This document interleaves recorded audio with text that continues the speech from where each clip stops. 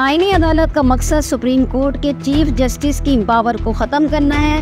हुकूमत सारी अदलिया को तबाह करने पर लगी हुई है। स्थानीय चेयरमैन पाकिस्तान तहरीक-ए-इंसाफ इमरान खान ने हुकूमत से मुतालबा किया है कि अगले चीफ जस्टिस की तकर्री का ऐलान जल्द किया जाए। अडियाला जेल में सहाफ़ियों से गैर रस्मी गुफ्तगू करते हुए इमरान खान का कहना था, सुप्रीम कोर्ट के सीनियर तरीन जज मंसूर अली शाह को मुकम्मल हिमायत करते हैं।